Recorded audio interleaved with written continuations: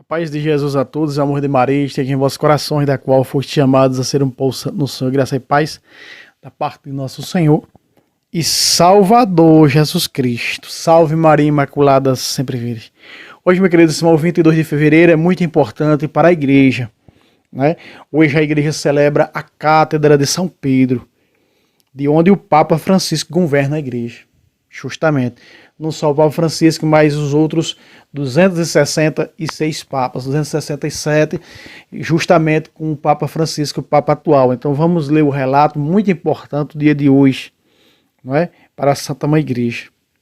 Hoje a igreja está em festa, para festejar a Cátedra de Pedro, ou seja, aonde senta o Papa para governar a igreja. É muito mais do que um assento, uma cadeira ou parte de um objeto litúrgico do presbitério.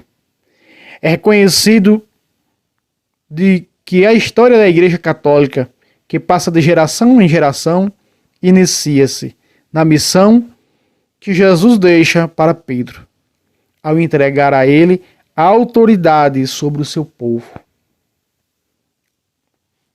Estou um pouco meio de lado aqui.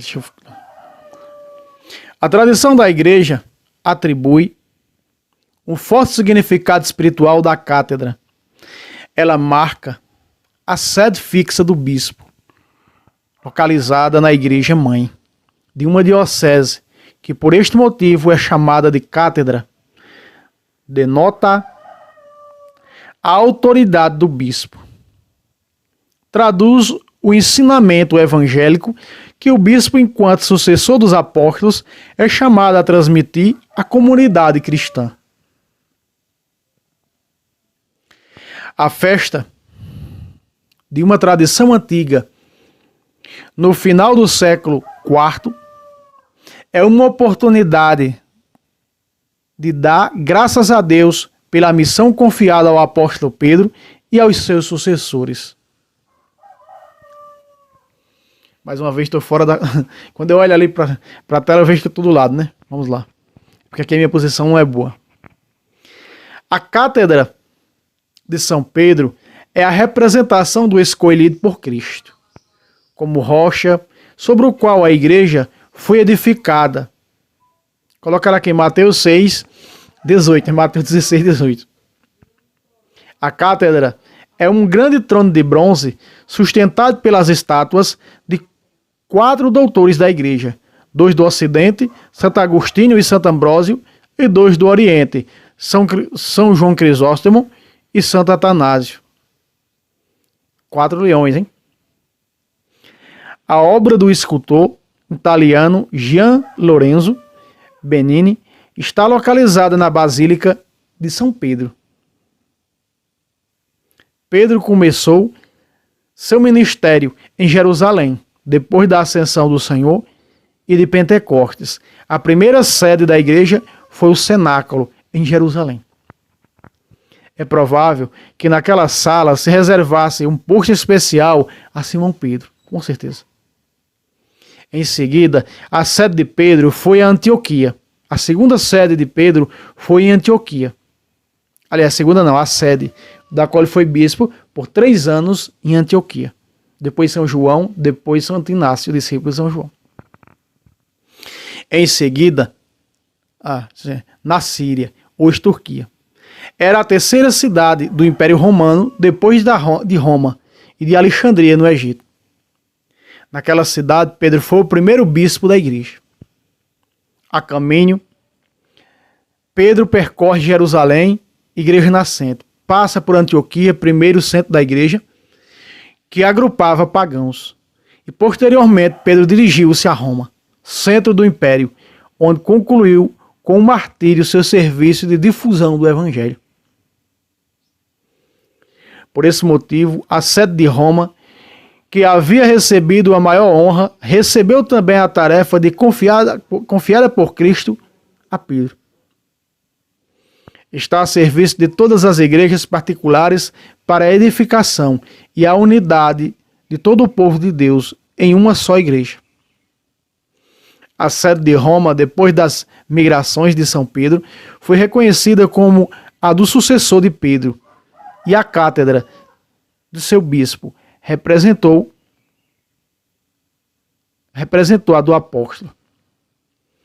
Encarregado por Cristo de apacentar todo o rebanho, a cátedra do bispo de Roma representa, portanto, não só seu serviço à comunidade romana, mas também sua missão de guiar todo o povo de Deus.